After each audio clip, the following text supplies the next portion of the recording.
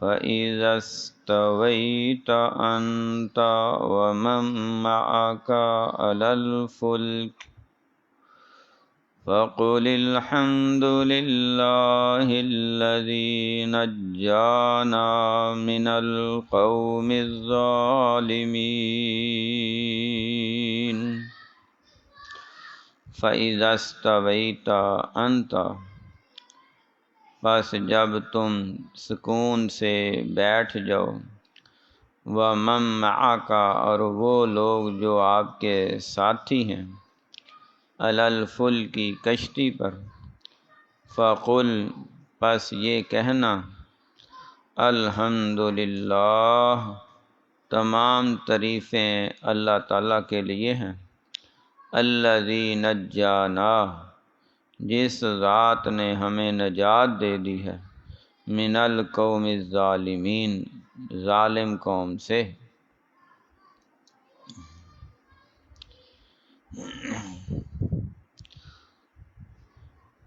آیت کا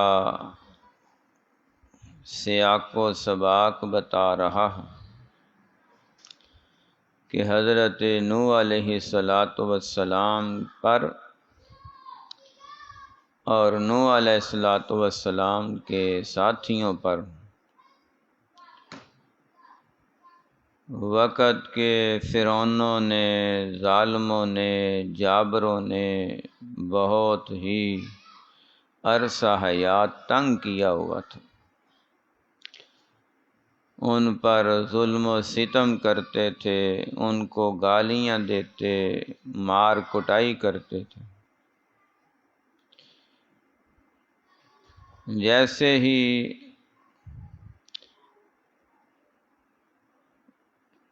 ان سے جان چھڑانے کا، جان بچانے کا، ایمان بچانے کا موقع ملا ہے، تو فوراً اللہ رب العزت کے حضور دعا کی کہ یا باری تعالیٰ، تیرا 1000 بار شکر ہے کہ تو نے ہم کو ظالموں کے چنگل سے نجات دے دی۔ تو آیات جو ہے نا وہ ایک دوسرے سے ربط رکھتی ہیں، ان کا پہلی آیات سے بعد والی آیات سے ایک تعلق ہوتا ہے، اور ان آیات میں بین السطور یہ نتیجہ اخذ کرنا پڑتا ہے کہ اشارے کنائے میں جو اللہ رب العزت نے وضاحت فرمائی ہے، اس کے مابین بہت سی تفصیل ہے، ڈیٹیل ہے، جس کو خود سمجھنا پڑتا ہے کہ اس دعا کی نوعیت اور نوبت تب آتی ہے جب بہت بڑے ظلم و ستم سے نجات مل گئی ہو۔ یہ کھڑکیاں بند کر دو۔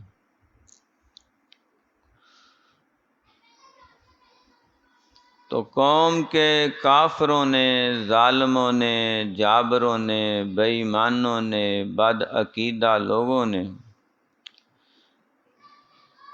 اپنے کفر اور شرک اور ہٹ درمی اور ضد، عناد، بغض کو ہوا دینے کے لیے، من مانی خواہشات پہ عمل کرنے کے لیے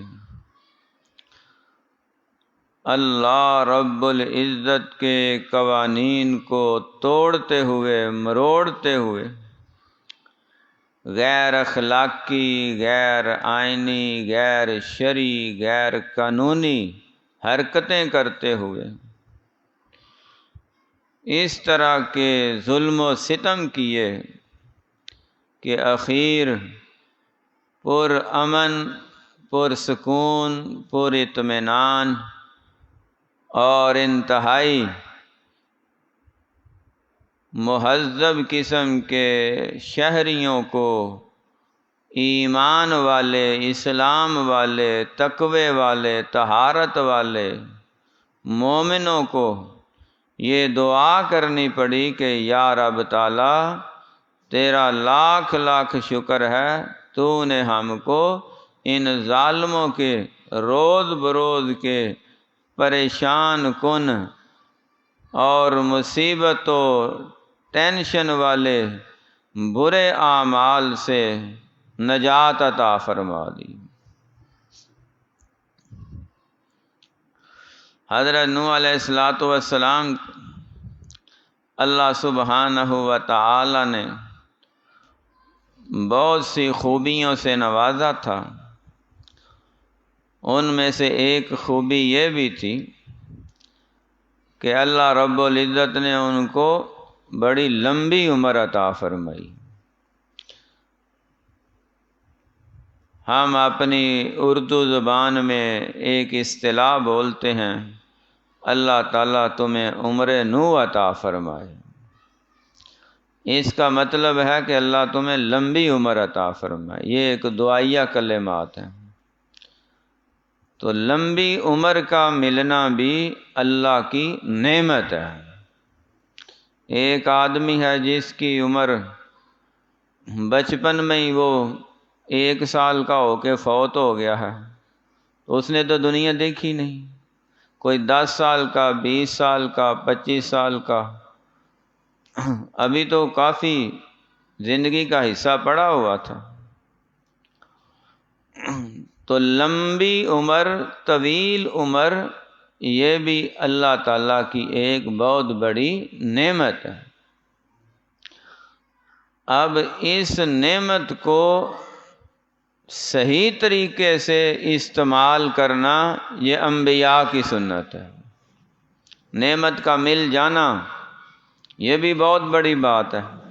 لیکن اللہ کی نعمت کا صحیح استعمال کرنا یہ اصل کام ہے۔ ایک آدمی فوت ہو گیا صحابہ اکرام رضوان اللہ علیہم اجمعین میں سے۔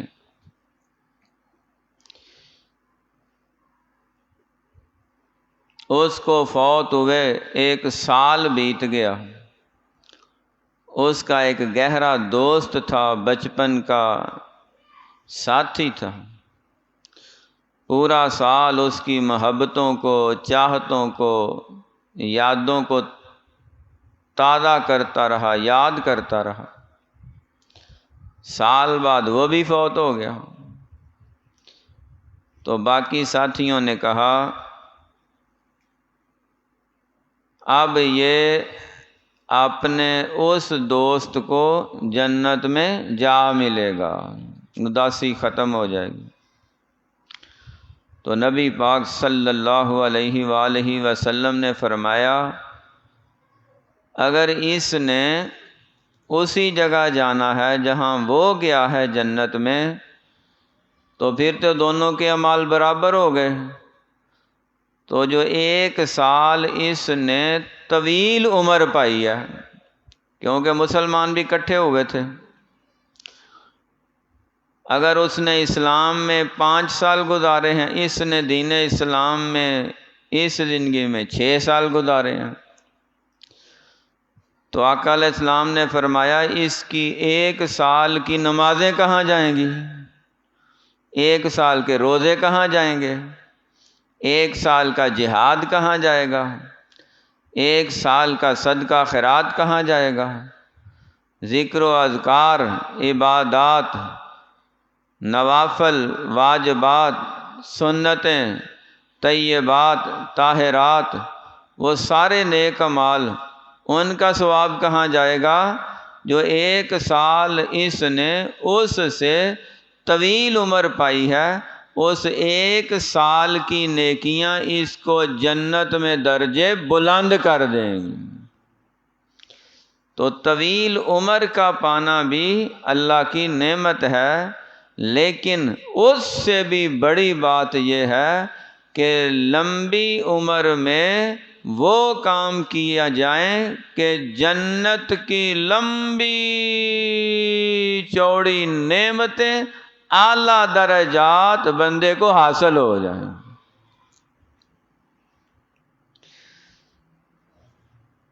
ایک اور حدیث ہے سرکار دو عالم صلی اللہ علیہ وآلہ وسلم کی، آقا علیہ السلام نے فرمایا جس آدمی کی عمر 60 سال ہو جائے تو وہ سمجھے کہ میں نے اپنی عمر کو اس دنیا میں اس امت میں مکمل کر لیا۔ اضافی جتنی عمر ملے گی وہ اللہ رب العزت کی طرف سے اضافی نعمت ہے، تو وہ اپنے اس اضافی ملے ہوئے شب و روز میں وہ کام کرے کہ اسے فرشتے 21 توپوں کی نہیں بلکہ جنت کی حور و غلمان اور اعلیٰ ملائکہ جنت کے پھولوں کی بارش کر کے عظمت کو سلام پیش کریں۔ ہر وہ عمل جو اسے جنت الفردوس کے قریب کر دے وہ کرے، ہر وہ کام جو اسے جہنم سے دور کر دے وہ کرے۔ حضرت نوح علیہ السلام کو اور ان کے ساتھیوں کو اللہ رب العزت نے طویل عمر عطا فرمائی، تو انہوں نے اس طویل اور لمبی عمر سے فائدہ اٹھایا ہے، دینی فائدہ بھی اٹھایا، دنیاوی فائدہ بھی اٹھایا۔ دینی فائدہ یہ اٹھایا کہ آنے والی نسلوں تک کے لیے اللہ رب العزت کی توحید کا وہ پیغام چھوڑا ہے کہ آج تک ہم جیسے لوگ اس سے فائدہ اٹھا رہے ہیں، اور روئے زمین پر قیامت تک کے لیے جو بھی سچے سچے ایمان والے اسلام والے دل دماغ سے قرآن پاک کی یہ آیات پڑھتا جائے گا، حضرت نوح علیہ السلام اور ان کے ساتھیوں پہ درود و سلام بھی پڑھتا جائے گا، ان کے لیے اعلیٰ درجات کی دعائیں بھی کرتا جائے گا، اور ان کے راستے پہ چل کے ہدایت بھی حاصل کرتا جائے گا۔ اللہ رب العزت نے حضرت نوح علیہ السلام کو فرمایا کہ جب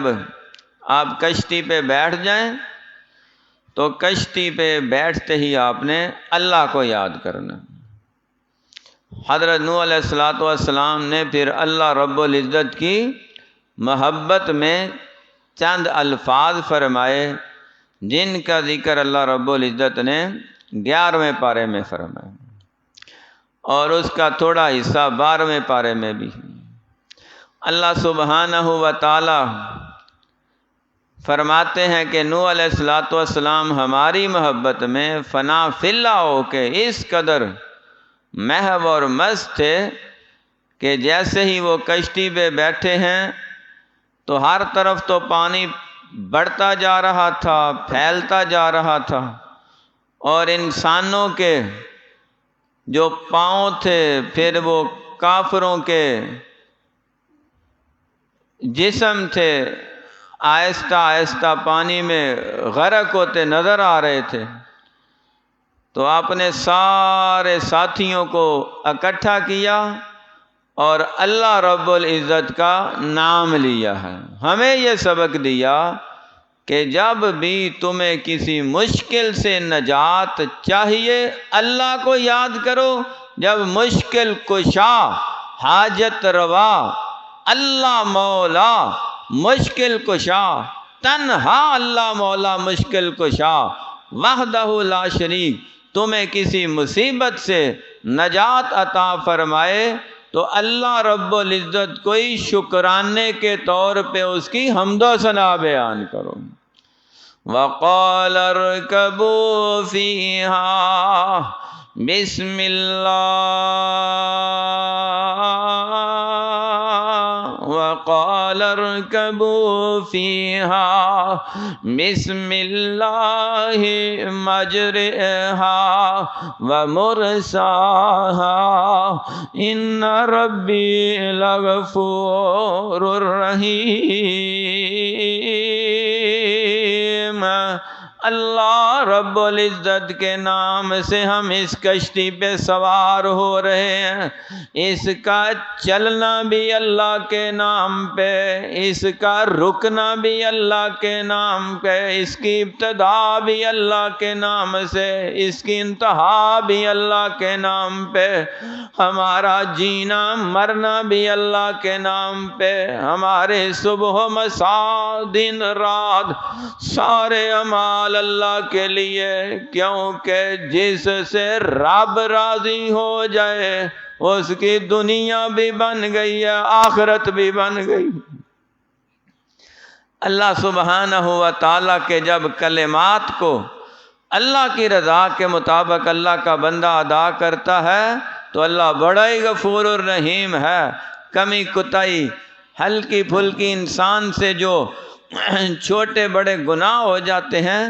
نیک اعمال کی برکت سے اللہ سارے معاف ہی فرما دیتے ہیں۔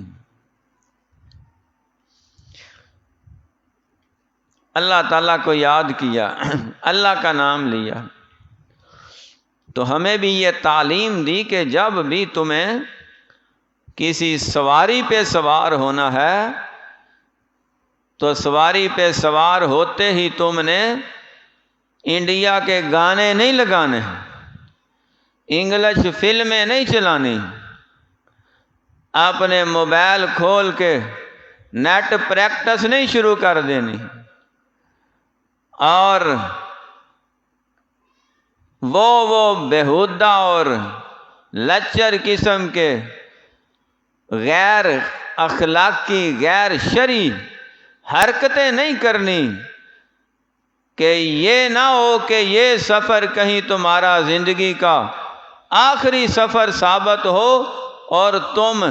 شیطانیاں کرتے ہوئے فرشتہ اجل کے ہتھے چڑھ جاؤ اور تمہیں توبہ کا موقع ہی نہ مل سکے۔ کسی بھی سواری پہ سوار ہونا ہے، اللہ کو یاد کرو۔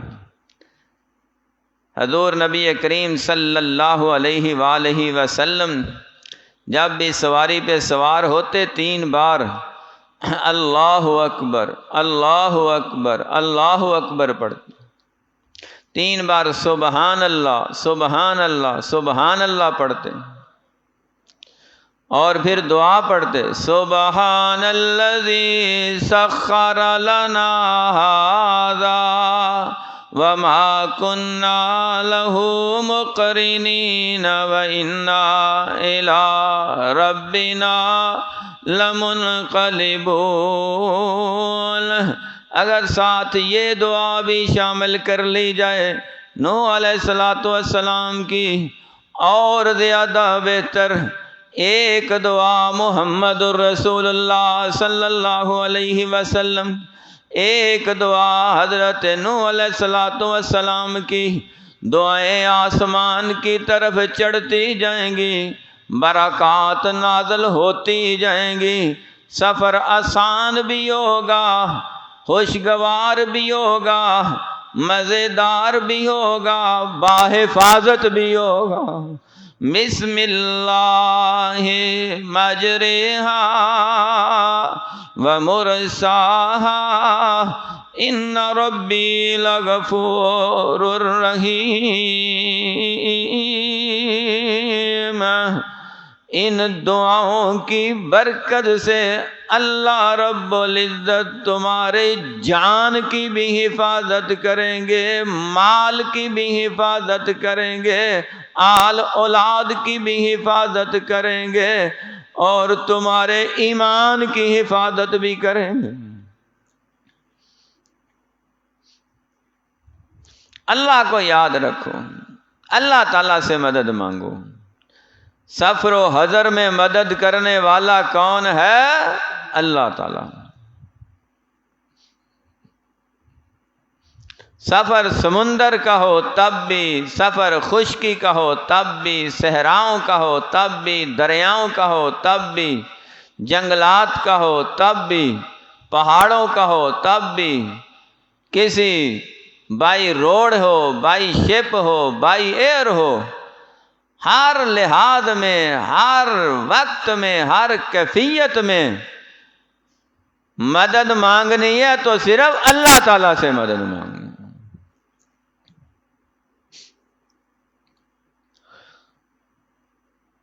مشرکین مکہ بہت دوگلی پالیسی کے حامل تھے۔ جب خشکی پہ ہوتے تو غیر اللہ کی پوجا کرتے تھے، لات، منات، عزا، ہبل، بڑے بڑے دیوتے دیویاں، پتھر کے مجسمے،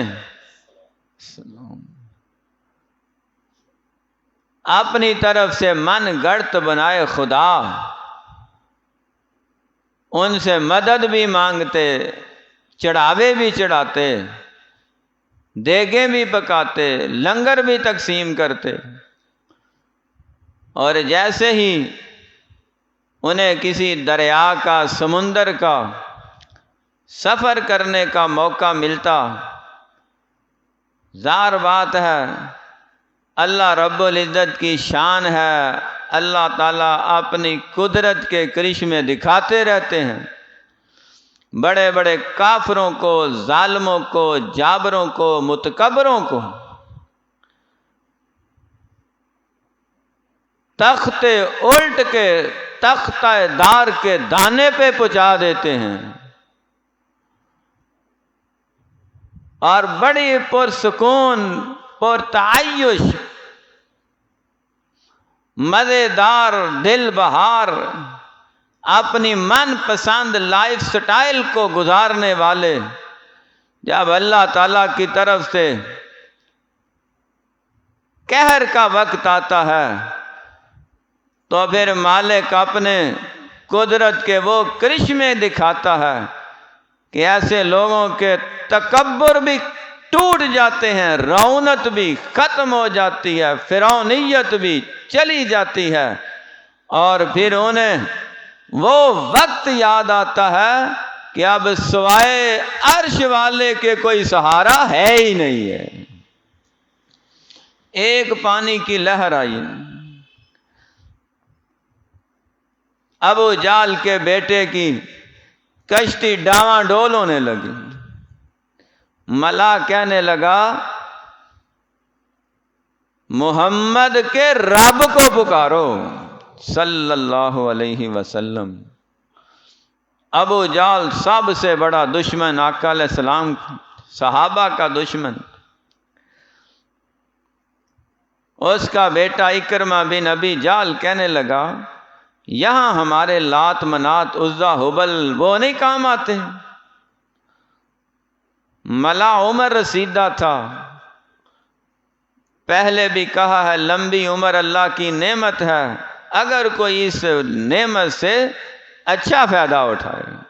صحیح فائدہ، صحیح استعمال کرے۔ وہ عمر رسیدہ اس نے نتیجہ نکالا ہوا تھا، کہنے لگا ہم نے بڑوں سے سنا ہے،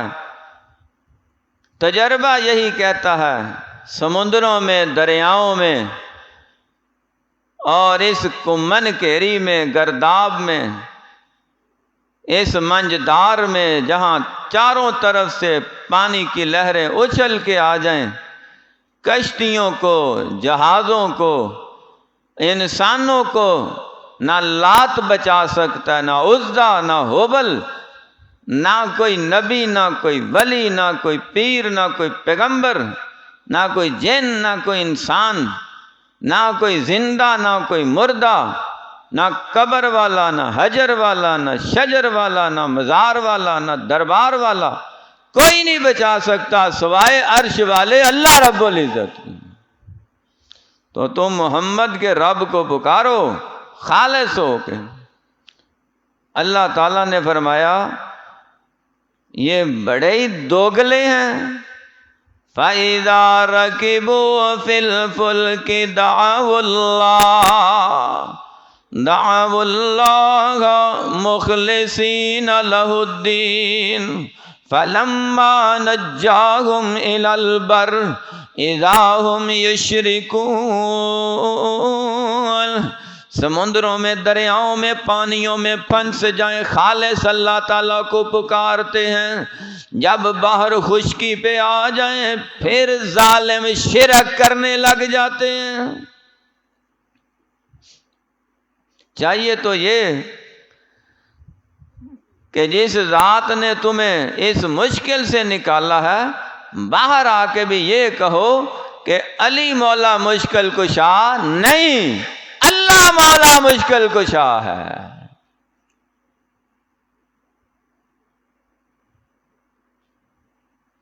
حاجت روا، بگڑی بنانے والا، سنوارنے والا، صحت عطا کرنے والا، بیماریوں سے اٹھانے والا، تختوں پہ بٹھانے والا، تختہ دار سے چھڑانے والا، غریب نواز بھی ہے، امیر نواز بھی ہے،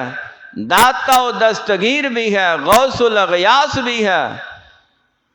تو اللہ رب العزت کی ذات ہے۔ اور ان صفات میں اللہ تعالیٰ کا نہ کوئی ساتھی ہے، نہ کوئی ساجی ہے، نہ حمیتی ہے، نہ کوئی شریک ہے، کیونکہ وحدہ لا شریک اللہ تعالیٰ ہے۔ اس کائنات کو بنانے والا بھی صرف اللہ تعالیٰ ہے، اس کائنات کا سارا نظام چلانے والا بھی اللہ تعالیٰ ہے، اور اس کائنات کو تباہ و برباد کر کے قیامت برپا کرنے والا بھی صرف اللہ تعالیٰ ہے۔ وہ ہے مالک یوم الدین۔ اس نے کہا کہ یہاں محمد کا رب صلی اللہ علیہ وسلم کام آئے گا، تو محمد کو تو ابھی چند سال ہوئے ہیں یہ دعوت توحید پیش کرتے ہوئے۔ اس سے پہلے تمہارے آباء و اجداد وہ کس کے رب کو پکارتے تھے؟ تو وہ ملا کہنے لگا اس وقت ہم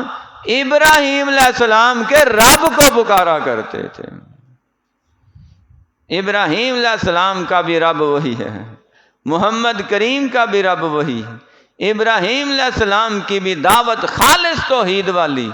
محمد کریم علیہ تحیت و تسلیم کی دعوت بھی خالص توحید والی،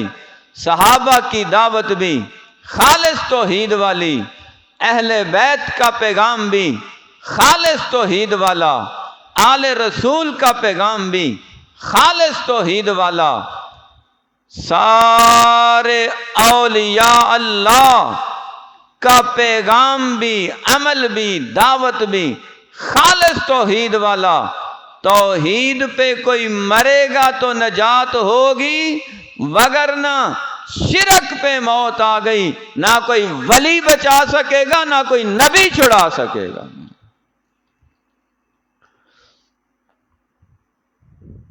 کشتی میں بیٹھ گئے اور جب پرسکون سفر جاری تھا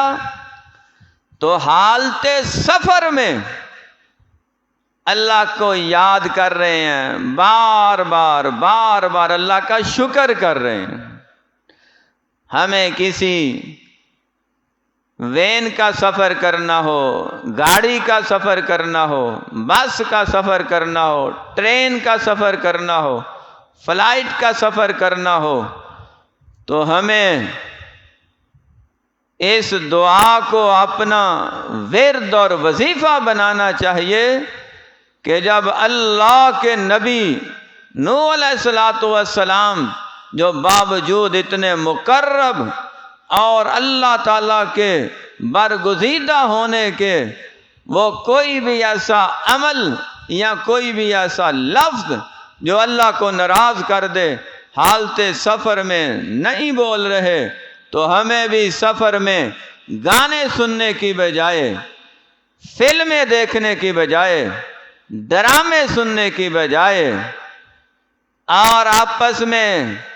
بےہودہ گفتگو کرنے کی بجائے وہ کام کرنے چاہیے جن سے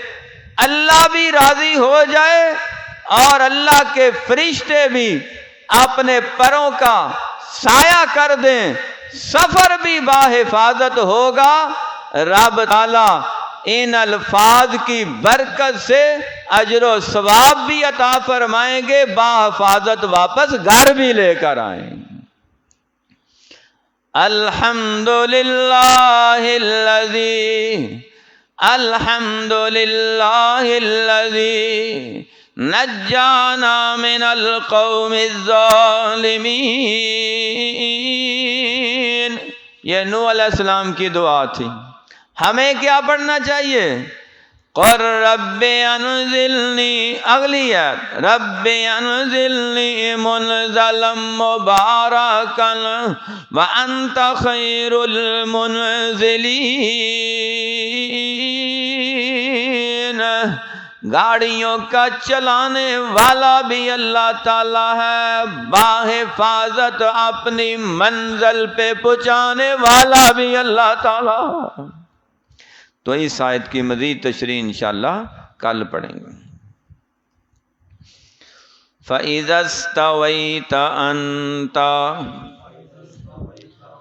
پس جب تم سکون سے بیٹھ جاؤ، وَمَن مَّعَكَ، اور آپ کے ساتھی بھی، عَلَى الْفُلْكِ، کشتی میں، فَقُلْ، پس یہ دعا کرنا، الحمدللہ الذی، شکر ہے اللہ تعالیٰ کا جس ذات نے نجانا من القوم الظالمین، نجات دے دی ہم کو ظالموں کی قوم سے۔ صدق اللہ العظیم۔ سبحان